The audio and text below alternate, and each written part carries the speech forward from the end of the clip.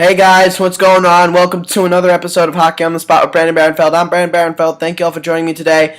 This is episode 149 of Hockey on the Spot. And for today's video, we're going to be continuing with the NHL's 30 teams in 30 days. And for today's episode, we're going to talk about the Florida Panthers. And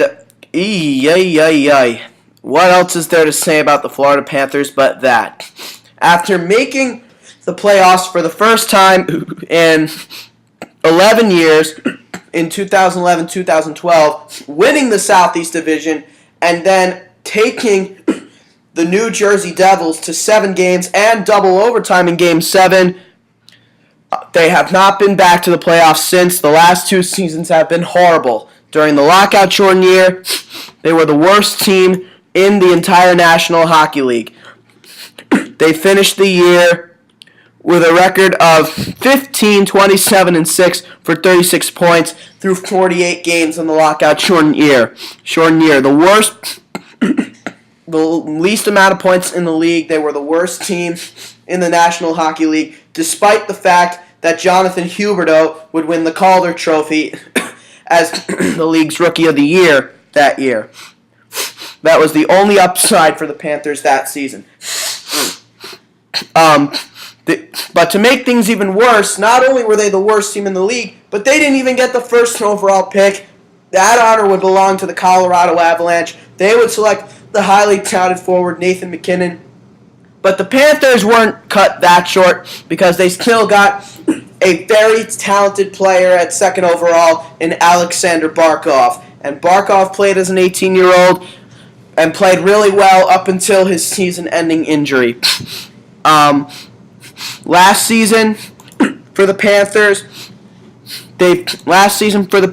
wasn't that much better than the lockout-shortened year. Their offense was even though their placement was slightly better, one could tell you their offensive statistics were 10 times worse. And they finished the year as the second worst team in the National Hockey League, 1 point behind the Edmonton Oilers, and 14 points ahead of the Buffalo Sabres. Only the Buffalo Sabres finished with a worse record than the Florida Panthers last year, but the Panthers' record, still nothing to cheer about. 29, 45, and 8 for just 66 points. That's 7th in the Atlantic Division and 15th in the Eastern Conference. If we were still in the old alignment, that would have been last place. However, the good news for the Panthers is that there are 16 teams in the East now, so that's not considered last place anymore. But this time around, the Panthers were rewarded with the first overall pick. They won the draft lottery over the Buffalo Sabres. It marked the 3rd straight year in which the last place team did not win the draft lottery. And the Florida Panthers would go on to select the highly touted two-way defenseman Aaron Ekblad from the Barrie Colts of the Ontario Hockey League. He was the first defenseman in 8 years to be selected first overall. Eric Johnson was the last defenseman to be selected first overall. That was back in the 2006 NHL entry draft when he was taken first overall by the St. Louis Blues. He, of course, is now a member of the Colorado Avalanche. But Aaron Ekblad expected to be a 10 times better player than Eric Johnson will ever hope to be. This guy, big shot from the point, and he is just going to be a star on that blue line. He is going to be so good. I mean, there's no denying the talent that Aaron Ekblad has. He became just the second player in the history of the Ontario Hockey League to play it in the league at the age of 15, being given the exceptional status. John Tavares, of course, was the first. But that really speaks a lot of volumes and tells you the kind of player that Aaron Ekblad is going to be. Since then, Connor McDavid of the Erie Otters and Sean Day have been named into the exceptional status. I forget which team Sean Day plays for, but he's a guy who is 2 years away from being drafted. But going back to the Florida Panthers anyway, that was only the start for the Florida Panthers season. They also had the selected forward Jace Howry-Luck with the 32nd overall pick. He's another player who's expected to be a gifted top 6 forward in this league. But that was just the beginning for general manager Dale Talon and the Florida Panthers this offseason. For the Florida Panthers, they would continue to do something that they've been doing for the last few years, and that is bring in a new coach. They let Kevin Dineen go, midway through the year, and last year, Pete Horacek came in and stepped in as the interim head coach, but did not stick around, was pretty much quickly let go, and so in comes former Montreal Canadiens assistant coach Gerard Gallant, who was actually a pretty good NHL player back in his day. But Gerard Gallant was considerably one of the best, if not the best, assistant coaches in the league, behind Michel Therrien and the Montreal Canadiens.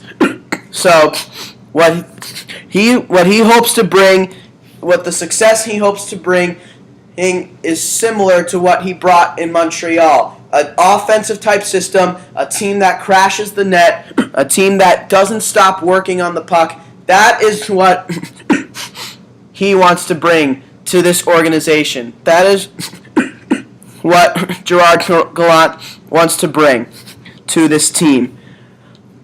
And last year, like I said, last year for the Florida Panthers, they were just not a good team at all.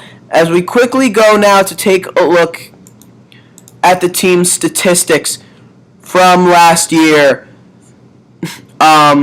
Goals for, as far as goals for, they were second to last in the league with a 2.29 goals for.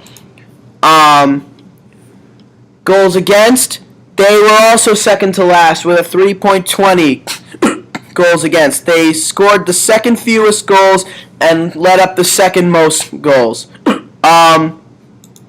were in the middle of the pack as far as penalty minutes taken, tied with their arch rivals, the Tampa Bay Lightning. They were both in the top 15. And as far as their power play was concerned for last year power play dead last in the league at an even 10. Whereas in the lockout-shortened year, despite the fact that they were the worst team in the league, their power play was the 6th best. So a major decline in their power play. And penalty killing, they were also dead last. So dead last in the league on the power play at an even 10, and dead last in the league on the penalty kill with an even 76. So not a good season for the Florida Panthers, and their special teams was one of the killers. They were third to last in the league in plus minus. The team altogether was a minus 38. Only the Edmonton Oilers and the Buffalo Sabres were worse in that category. And as far as shootouts were concerned for the Florida Panthers last year, okay, they were a decent shootout team last year. That was probably their biggest upside last season. 8 shootout wins, 8-6 in shootouts. Locked in a 5-way tie with the Los Angeles Kings, the Tampa Bay Lightning, the Winnipeg Jets, and the Minnesota Wild. So, very good team in shootouts last year, but that was the only area of success for the Florida Panthers last year. And so, with any team, when you don't succeed, change has to be made. And the Florida Panthers were one of the most active teams in the offseason this year. After drafting Aaron Ekblad first overall and bringing in Gerard Gallant as the new head coach, they quickly went to work. And it all started with the buyout of captain Ed Jovanovski. in his 3 years back with the Florida Panthers, he really disappointed, and was a minus 21 in 3 years, and in the last 2 years couldn't stay healthy. So they bought him out via compliance buyout. He still has yet to find a new home. And they also let go of defenseman Matt Gilroy, who signed into the KHL. So Matt Gilroy leaves the NHL to go to the KHL. He'll go down as a big college bust. Last season with the Panthers, only a goal and an assist and a -2 with only 27 shots on goal. So Matt Gilroy, an undrafted bust. 'Tis a real shame. They also let go of backup goaltender Scott Clemmensen. He went on to sign with the New Jersey Devils, his third stint as a member of the New Jersey Devils, might I add. But then the biggest losses probably came from the loss of forward Jesse Winchester and defenseman Tom Gilbert. Tom Gilbert came together with Brian Campbell to form one of the best underrated defense pairs in the National Hockey League. Together, they were really good and shut down the best players in the league. Tom Gilbert was let go. He is not returning, and he went on to sign with the Montreal Canadiens. Tom Gilbert is probably the biggest loss of them all. The other loss is the forward Jesse Winchester, who actually had a career year last year with the Florida Panthers through 52 games, a career-high 9 goals, 9 assists, and tied for her career-high 18 points. A -2, 38 penalty minutes, and 100 shots on goal. But those 9 goals are a career high, and he came up big on a lot of cases for the Florida Panthers. So he's a player they'll miss. He went on to, even though they probably willingly let him go, they'll miss him. He went on to sign with the Colorado Avalanche. They also have a couple of players who are still unrestricted free agents. Forward Chris Barch, forward Scott Gomez, defenseman Ryan Whitney, and defenseman Mike Motto. None of these guys will be back with the Florida Panthers this season as they continue on with their complete rebuild phase. And they do not want the veteran guys getting in the way. But they did bring in some players to help those youngsters that are coming up and make them better players. They made a lot of signings, and that included a signing made really for the San Antonio Rampage of the American Hockey League, but a defenseman who could also come up and challenge for a spot, and that is defenseman Greg Zanin, who's signing over from the Colorado Avalanche. He spent all of last year with the Lake Erie Monsters. He did not play a single game last year. He's now a member of the Florida Panthers. He had some depth, solid shutdown defenseman. If he does make it back into the NHL, could make it in the bottom pair. But he's 34 years of age, so he's really old. But at one point was regarded as one of the more solid shutdown defensemen in the game. He's not that player anymore, but the point is that he was that player at one time. And then, of course, they also, with letting go of Scott Clemmensen, they also needed a backup goaltender, and so in comes goaltender Al Montoya, who they signed over from the Winnipeg Jets. Hasn't exactly been the goaltender that many people expected him to be. A lot of people thought he was going to be a superstar in this league. He has not panned out to be that. However, he has lived up to be one of the best, if not the best, backup goaltenders in the league. He is now a member of the Florida Panthers, so a good signing there, and he'll be able to relieve a guy like Roberto Luongo, who's getting on in his years of some games. And now we get to some of the bigger signings that will actually benefit the team and benefit the kids coming up. They brought in veteran defenseman Willie Mitchell, who's coming over from the Los Angeles Kings after winning 2 Stanley Cups with the LA Kings, including last year. He's now 37 years of age, so He doesn't have a lot of time left, but I believe the Panthers signed him to a 3-year deal. He's the big loss for the Los Angeles Kings. But at the same time, someone they need to let go. Actually, I think he was signed to a 2-year deal. But this guy is a pure shutdown defenseman who, when healthy, can still play the game. He missed the entire lockout-shortened season because of injury. But when he is healthy, he's one of the best shutdown defensemen in the game. He may not be the most mobile player, but he blocks shots. He's always a plus player. He does a little bit of everything. He does a little bit of everything. And the Florida Panthers are going to need that presence on the blue line. They add a Cup veteran here and a quality player. So good signing there by the Florida Panthers, despite the fact that Willie Mitchell is 37 years of age. They also brought in a couple of forwards to add depth to to add some depth and grit on the fourth line.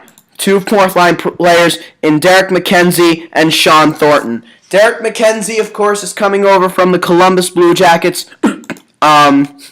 At 33 years of age. He's 33 years of age now. He had a very good year last year. 9 goals, 9 assists, 18 points in 71 games, an even plus-minus rating, 47 penalty minutes, and 70 shots on goal. And in the playoffs, he had a goal through 6 games. -1, only 2 penalty minutes, and 6 shots on goal. So he's a very good defensive forward who isn't afraid to drop the gloves if need be, although he's not the most penalized player in the league. He adds depth, and he'll really help out the Florida Panthers, assuming he plays the majority of games this year. And as for Sean Thornton, this is another guy who's a former, like Willie Mitchell, is a former 2-time Stanley Cup champion. Another 37-year-old. He just turned 37 in July. Big loss for the Boston Bruins. They lose one of the key pieces of their core, and a big member of the Merlot line with Daniel Paille and Gregory Campbell on it as well. Last season, through 64 games played, 5 goals, 3 assists, 8 points, +3, 74 penalty minutes, and 93 shots on goal.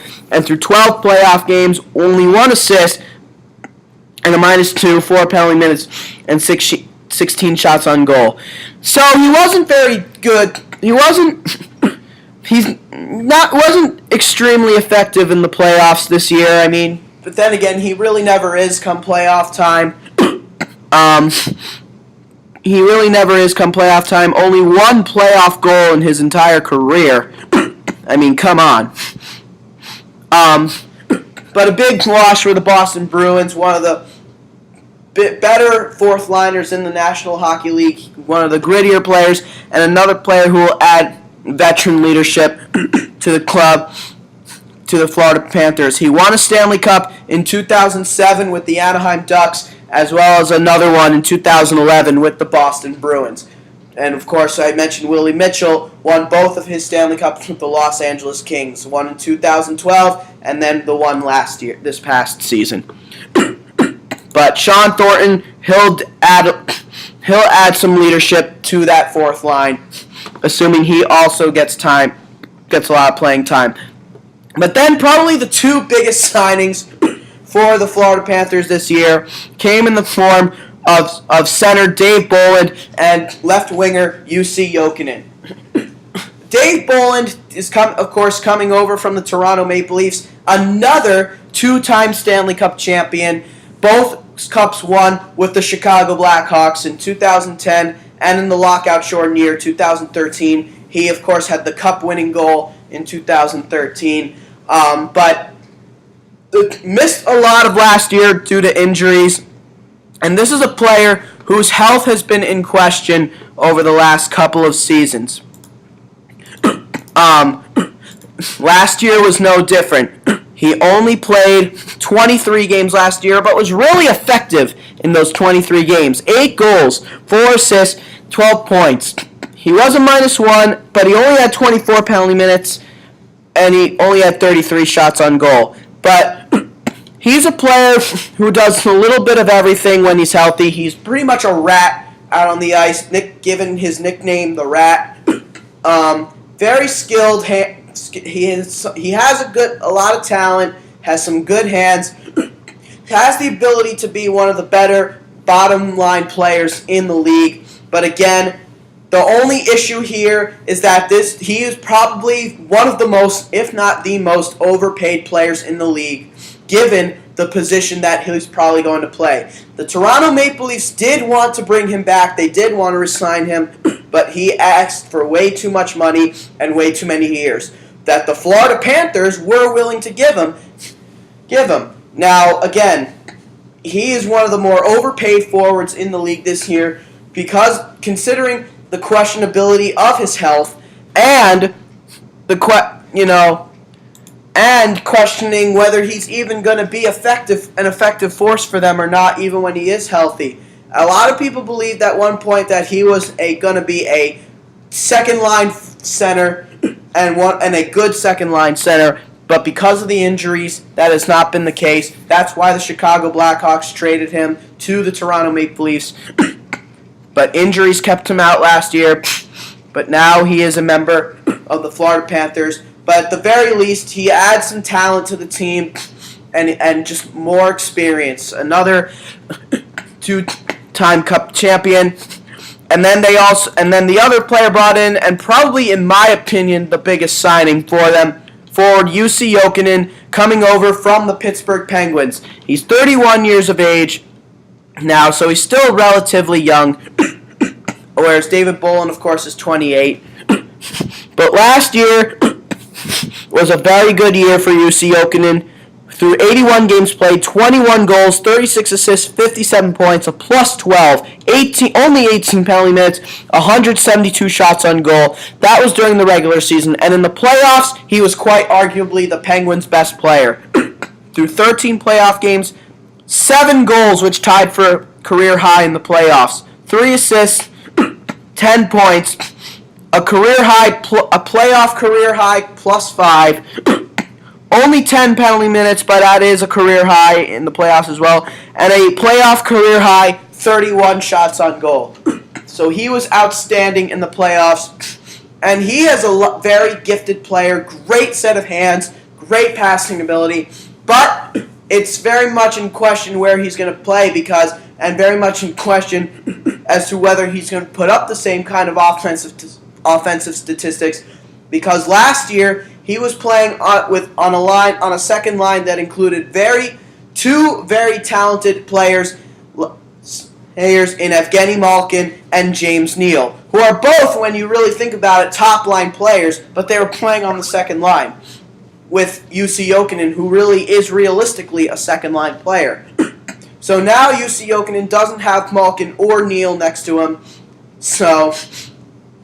and now he's probably going to have to work with someone like either Nick Bjugstad or Alexander Barkov or Jonathan Huberdeau if he goes to the center position. Either way, don't expect Florida fans, don't expect Jussi Jokinen to put up the same kind of offensive numbers that he put up in Pittsburgh. But I think it's a decent signing by the Penguins. By the Florida Panthers. This is a guy who, even though he's never won a Stanley Cup, adds playoff experience.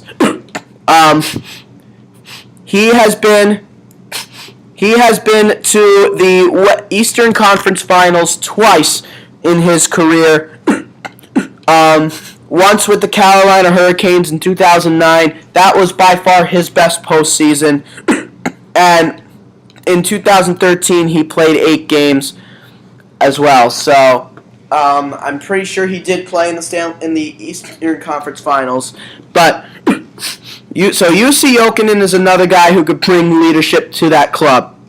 So we'll see. It's going to be a very interesting season for the Florida Panthers. They have a lot of youngsters coming up.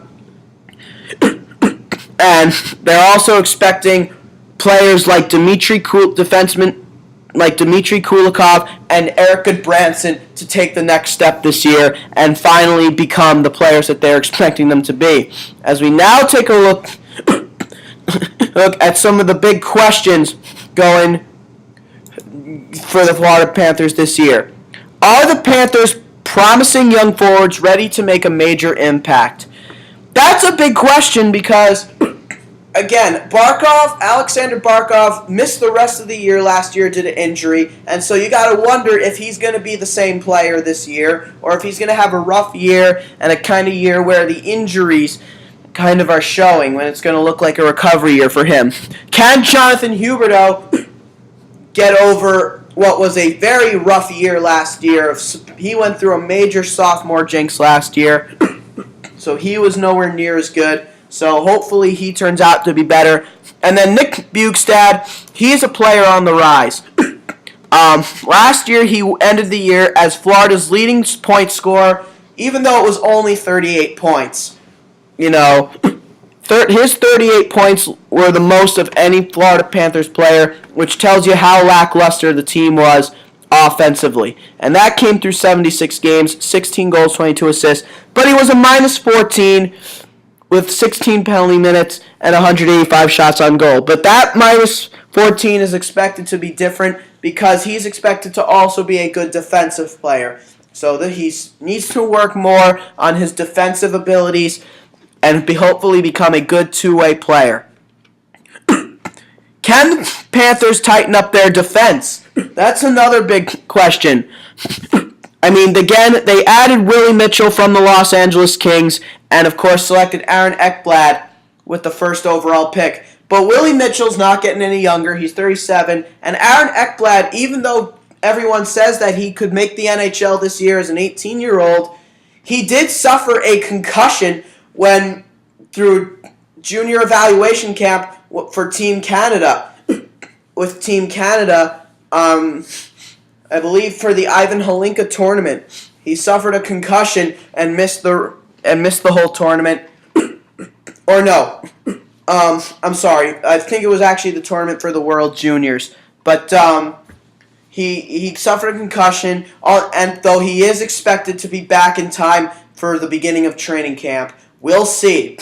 Going to be rather interesting because you can never tell with concussions, and he's so young. In my opinion, maybe a little too young to be going through this kind of injury. So you got to wonder how that's going to affect the rest of his career. That's another big question. I think Aaron Ekblad will be just fine personally, but still, it's a concussion. You can never tell. How much better can the Panthers' special teams become? Again, both the power play and the penalty kill. Dead last in the league in both categories last season.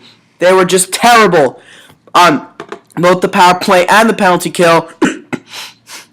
And that's saying a lot considering in the lockout Jordan year they were the worst team in the NHL, and yet they had the 6th best power play in the league. Offensively, the Panthers are still looking to replace Jason Garrison, who was their big point man for many years. His big slap shot was the key to their power play success during their playoff season of 2012. And as far as penalty killing goes, Mike Weaver was a big force on their penalty kill. They dealt him at the deadline to the Montreal Canadiens. So, he's a player that they miss. He's a player that they miss very much. They're hoping Willie Mitchell can fix that problem on the penalty kill, and a guy like Dmitry Kulikov can finally live up to his expectations and be their power play quarterback. Is Roberto Luongo still good enough to steal some victories for the Panthers? Well, last year,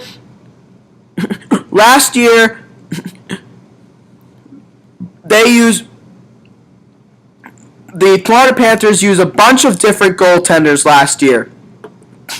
You look at some of the goaltenders they used. Tim Thomas, Scott Clemenson, and Jacob Markstrom. They all did very poorly. Roberto Luongo, through his 14 games with the Panthers last year, had a much better save percentage than those three combined. And also throw Dan Ellis in there.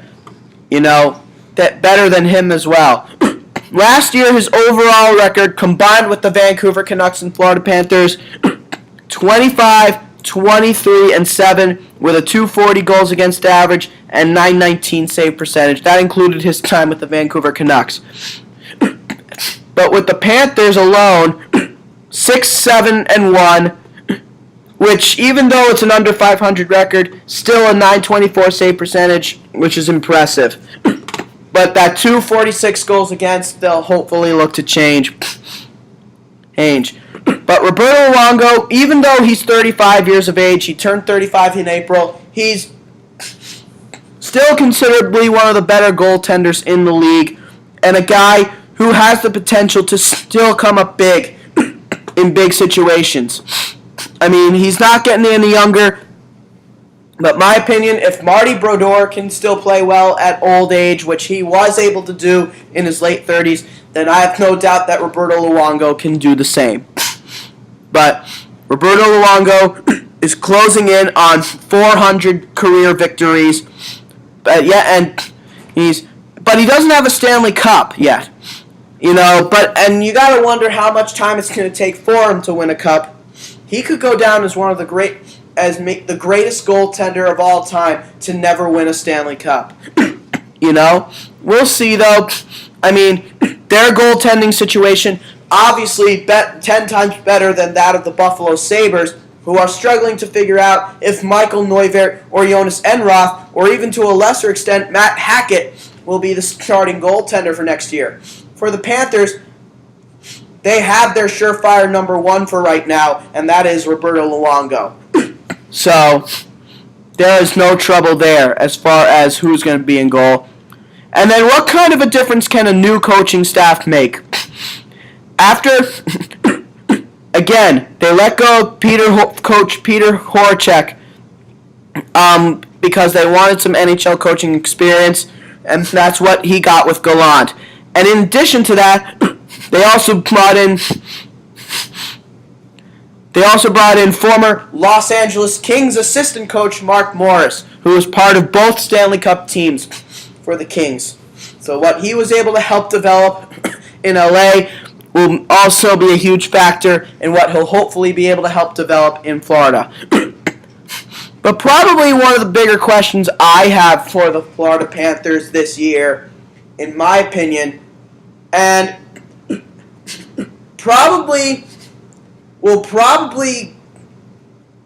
may probably be the same question that I asked with the Buffalo Sabres. Did they take themselves out of the Connor McDavid sweepstakes? Realistically speaking, they're hosting the big draft for 2015 at their arena in Florida. So they're excited for their draft coming up. It's theirs to host, but it's also theirs to lose. It's the big draft where both Connor McDavid and Jack Eichel will be the highlights of the draft. And you got to think that they could be in a position to draft either one of them. But that's assuming they don't get any better this year, which they don't think they want to have happen. I think they want to make the next push, and they believe they have the pieces to go farther in this league without having to add either one of those two. That really all depends on how well Alexander Barkov is going to do this year and how well he's going to develop. If Jonathan Huberdeau is not going to look like the player he was last year for the remainder of his career, can Nick Bjugstad develop into a better two-way player? He was solid offensively, but he needs to be better defensively. Can the defense become better, particularly Dmitry Kulikov and Eric Goodbranson? Both of them are still very young. Can Aaron Ekblad step in and look like the number one overall pick that they've been expecting? Who knows? Who knows what will happen? But another interesting thing going on in Florida right now is that they are among the front runners who could go on to sign new unrestricted free agent forward Kevin Hayes. They already have his older brother Jimmy Hayes in the system, and it would look good to see both of the Hayes brothers come up and play on the same team, and maybe even play on the same line. He would pose as a top six forward for for the Panthers, and I think he would be very good for them. You know, they are very much in the Kevin Hayes sweepstakes, who became an unrestricted free agent 2 days ago. He is not going to be a member of the Chicago Blackhawks. He was the former 24th overall pick back in 2010. And it was announced before the August 15 deadline that he wasn't going to be a Chicago Blackhawk and that he was not going to sign with them. He's now an unrestricted free agent 2 days in, and he may even make his decision as soon as tomorrow. But the Florida Panthers are one of the teams interested in his services. So we'll see how that turns out for the Panthers. As we now take a look without Kevin, what the lineup could look like going into the year, assuming that they don't sign Kevin Hayes. You know, what the lineup could look like next season. This is a very interesting group of forwards. It's actually probably one of the weaker forward groups in the National Hockey League right now, and that's only because their youngsters coming up haven't fully developed yet. But their top line is expected to be Alexander Barkov, centering the veteran Brad Boyes on the right, and Jussi Jokinen on the left. For Brad Boyes, it was a good year for him last year. He led the team with 21 goals. So he had a solid year, and he was rewarded with a contract extension before the year ended.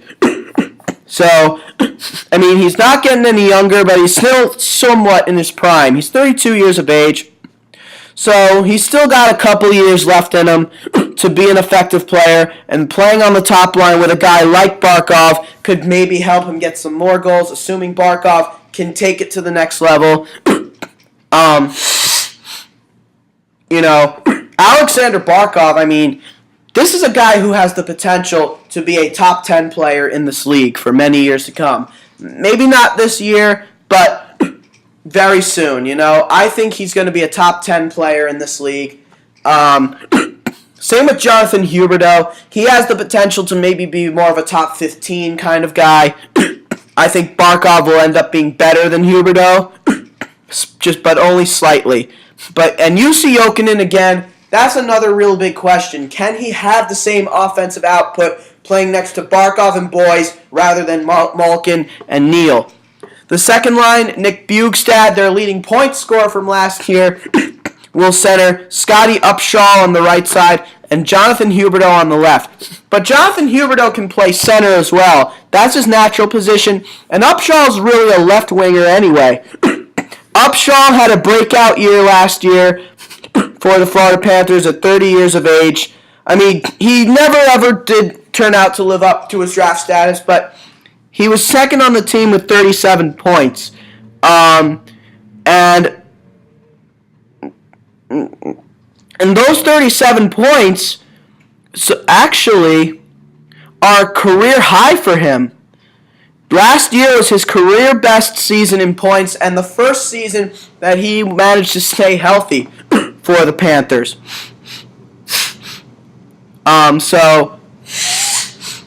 So good for the Florida Panthers in that regard, that he managed to stay healthy.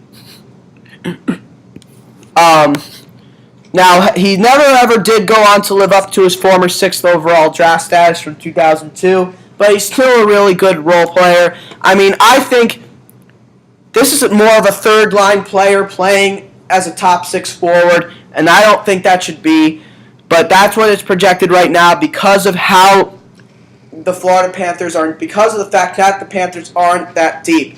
That's why I think Kevin Hayes would be a good signing for them, because he would fill that 6th spot as a top 6 forward, because Scotty Upshall is a top 6 forward. He's a really good third-line player and is one of the better third-line players in the league, but as a top 6 forward, I don't think that would work very well.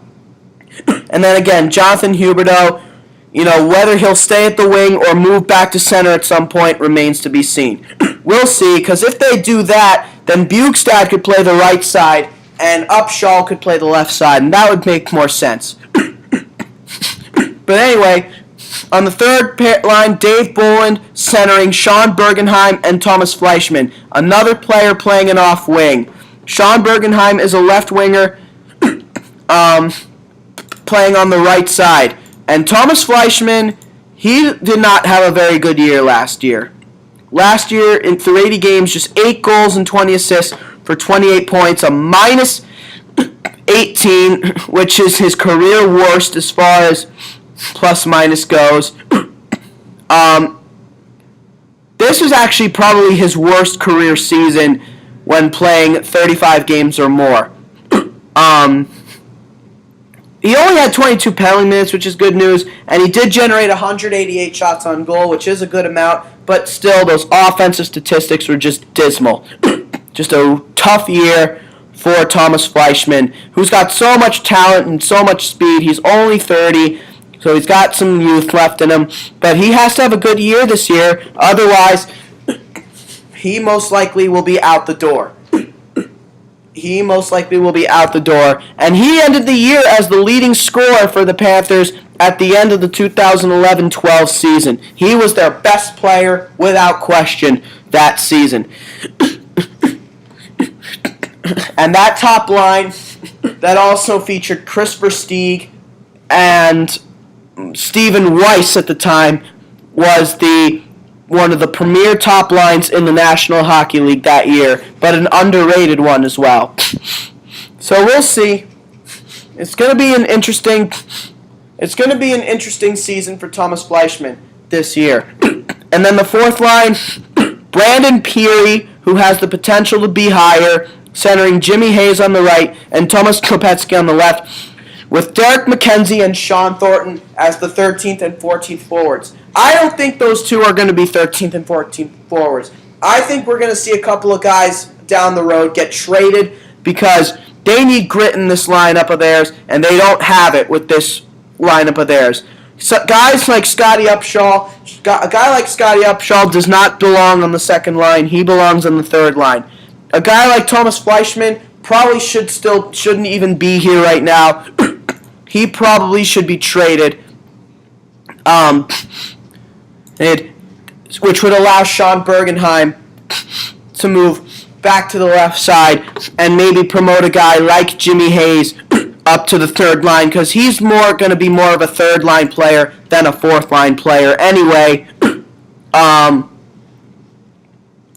And then, Thomas Kopetsky, he's another guy who had a rough year last year. It was his worst year since coming over to the Panthers, but at the same time, he missed a lot of games last year. So he is another guy who could be traded at some point.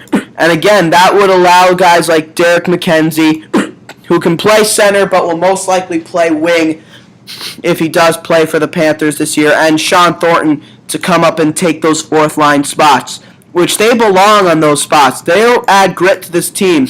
And as far as Brandon Peary is concerned, this is a player who's going to be much more talented than a fourth line player. He's going to be way too talented to play on the fourth line. If anything, Brandon Peary could overtake Dave Boland's spot on the third line, and Dave Boland could move down to the fourth line if he doesn't have a good season. But that's why David Boland was signed for way too many years, and he is one of the more overpaid forwards this year as well. So it's a signing that's good as far as the player is concerned, but not good as far as the contract. So as far as the Panthers lineup as a whole, it's as far as their forwards go, this is probably the weakest part of their team right here. Because the forward group they have is a mess right now. It features a lot of players out of position, and a lot of the youngsters in this lineup are way too young to be stars right now.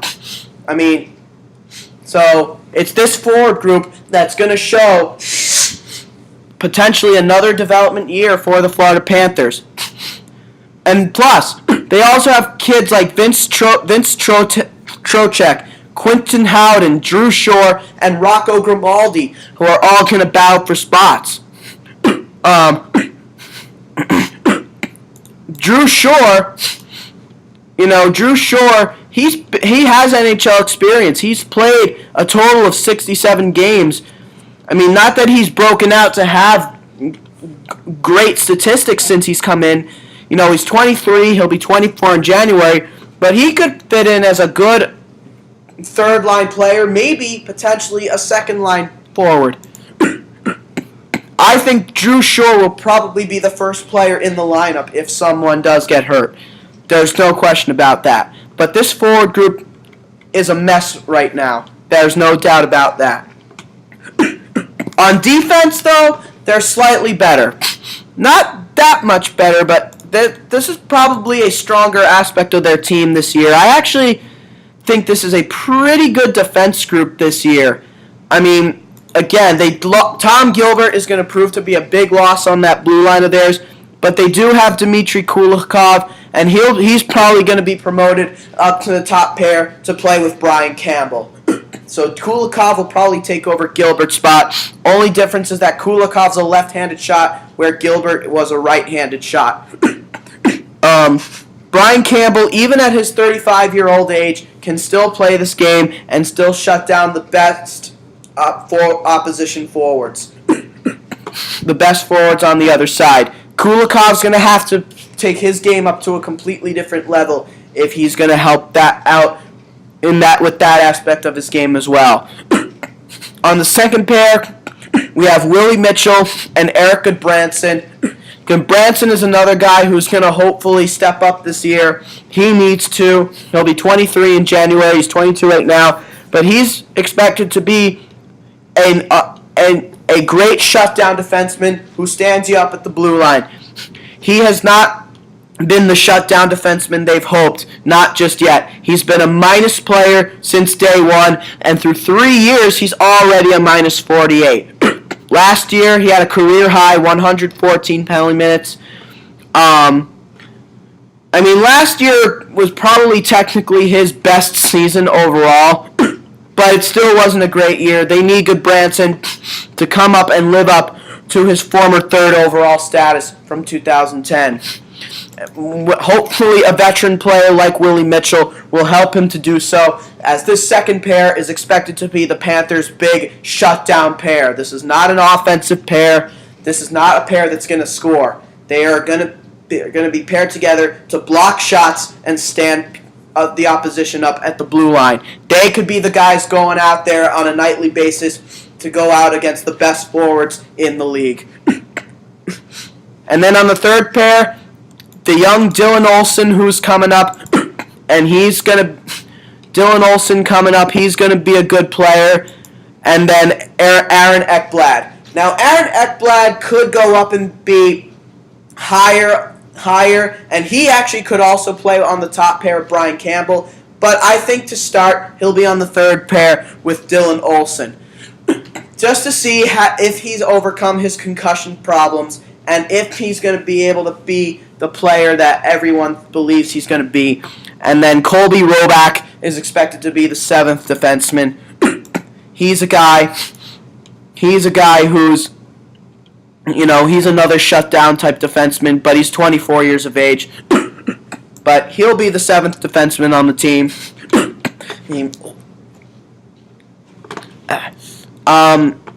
They also have Jonathan Racine and Alex Petrovic, who could also come up and challenge for spots in the lineup as well. And then in goal, they have Roberto Luongo and Al Montoya as the backup, with Dan Ellis still there as the third goaltender. But they're all set in goal. We know that. Roberto Luongo is the starter. There's no question about that. And Al Montoya, a very above-average backup goaltender. So their goaltending is probably the strongest aspect of their team, with their defense looking pretty good as well. They actually have a pretty solid defense group right now. It's not the best defense group in the league,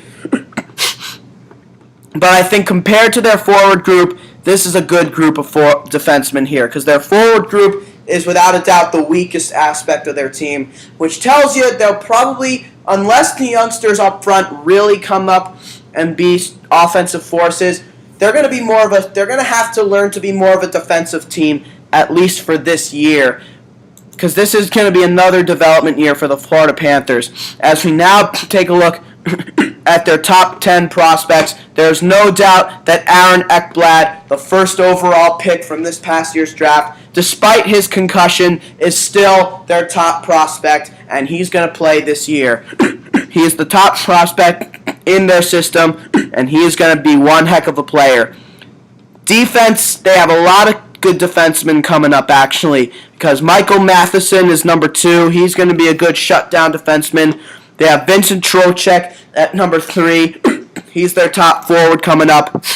Rocco Grimaldi, Ian McCoshen. Oh my God, Ian McCoshen. That's going to be one heck of a player one day. It may take him a few years to get in the lineup, but he's going to be one heck of a talented defenseman.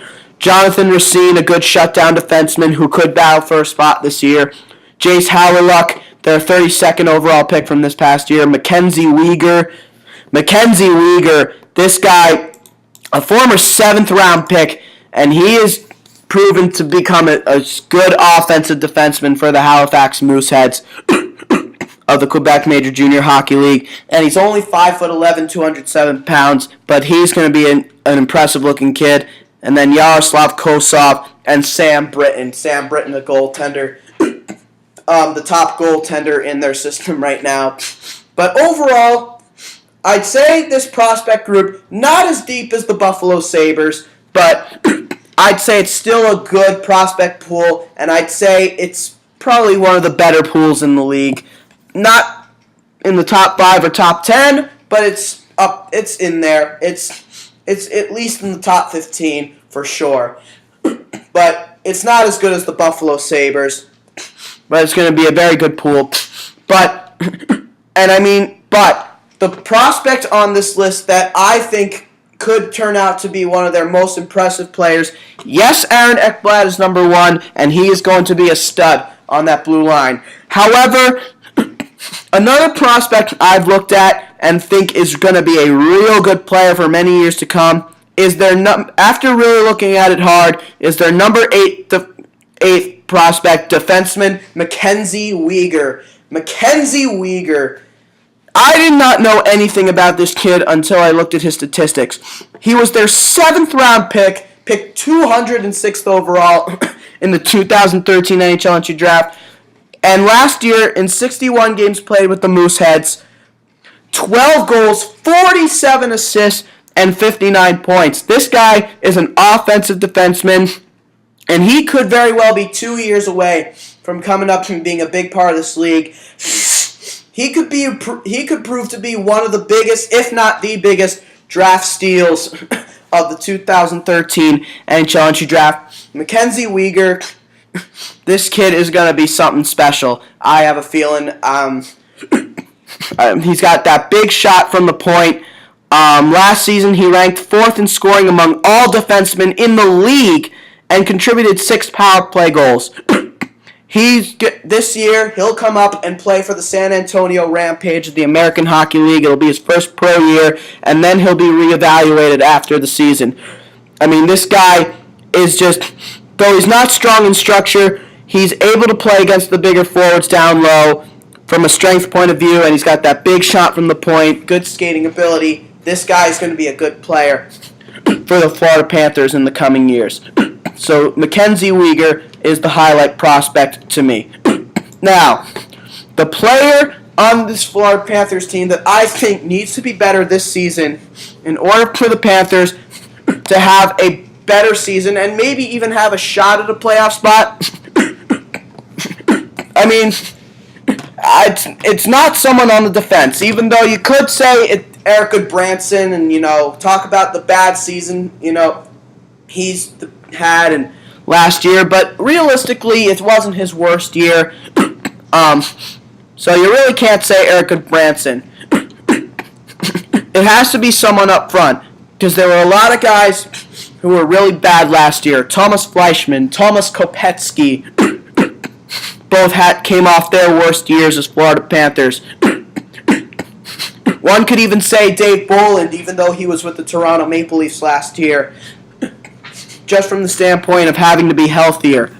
There's a lot of guys who are in the running for this. However, among all the players, in my opinion, that need to be better, the one particular player, in my opinion, that really needs to be better for the Panthers this year, without a doubt, has to be Jonathan Huberdeau. Jonathan Huberdeau was the Calder Trophy winner for Rookie of the Year back in the 2013 lockout shortened year. In the lockout shortened year, he was a minus 15, but that's just because he was playing on a bad team. He played all 48 games last year, had just 18 penalty minutes, and generated 112 shots on goal, and was rewarded with 14 goals, 17 assists, and 31 points. Put in a full season, and that automatically turns into 28 goals, 34 assists, and 62 points, potentially.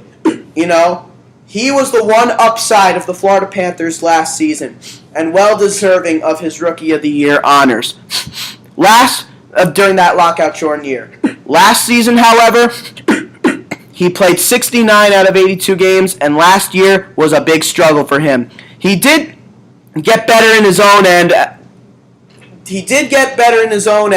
And was only a minus 5 rather than a minus 15, which is slightly better. But he did increase his penalty minute output, but that was the only part of his game that got better. Every other area was a downgrade. He had more penalty minutes last year. He only had 37, but it's still more. Less shots on goal. He only had 108, and he only had 9 goals, 19 assists, and 28 points. Now, the 19 assists is obviously an upgrade from his 17 assists in his Calder Trophy year, but the 9 goals and the 28 points are the biggest downgrades. Probably the 9 goals even more, because he had 14 goals in his rookie year, which probably comes out to 28 if you go a full season.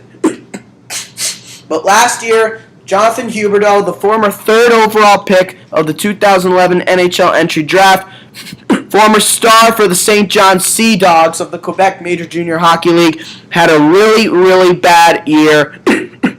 And he one of many future star players that have been victimized by the sophomore jinx. He went through the sophomore jinx last year. A lot of players who have gone on to become stars in the league in its history have also gone on to have bad sophomore years. So Jonathan Huberdeau shouldn't feel too bad. However, at the same time, it doesn't take away the fact that means that you have to be better going into your junior season. He's 21 years of age now. And you got to expect that he is going to take that, hopefully be motivated to take that next step and be the player that the Florida Panthers are hoping for him to be. He can play either center or left wing. He played left wing last year. At some point, maybe could move back to center. We'll see, though. But Jonathan Huberdeau, just last season as a sophomore, did not have a good year. He was not consistent with his overall play, and he really didn't help the team. He went through long stretches of the season where he didn't have a point, and even longer stretches where he didn't have a goal. There were really no games where he really broke out in shots on goal. The most he had in one game was 5. That came at home against the Washington Capitals on December 13th. He had an assist in that game, but he did not. He didn't have more than 2 points in a game. He was just really bad last year, and he holds a piece of their future of their bright future ahead of them. And in order for that bright future to come true, Jonathan Huberdeau needs to be that top player that everyone thinks he has the potential to be. Heck, he has the potential to demote UC Jokinen to the second line and play on the top line with Alexander Barkov and Brad Boyce. The potential is there, but it's all about effort.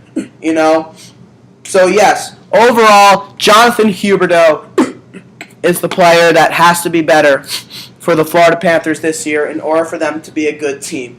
Overall, are the Florida Panthers a playoff team?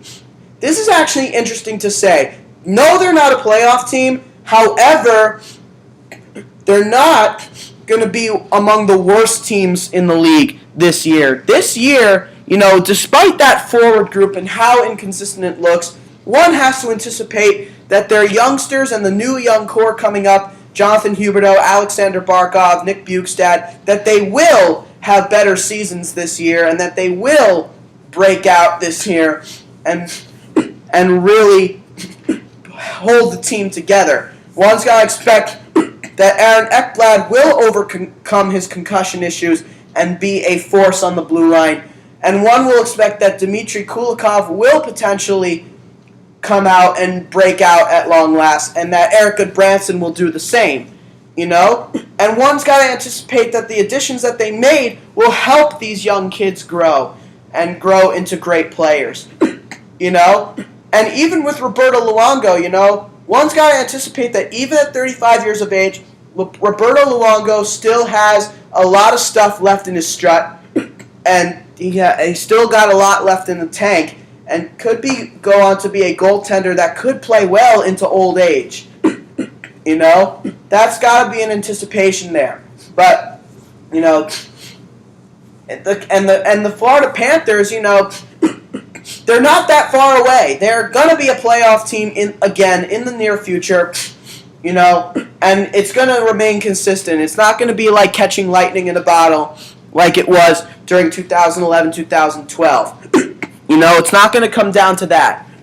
This is a young team that's growing, and they're going to be better. They're going to be so much better this year. But overall, no, they're not going to be a playoff team. But they're not going to be in the Connor McDavid or Jack Eichel talks. They're going to finish with a winning record this year, and they're going to be a bubble team this year. So they're going to make a lot of strides this year. The Panthers are not going to be like they were the last two seasons.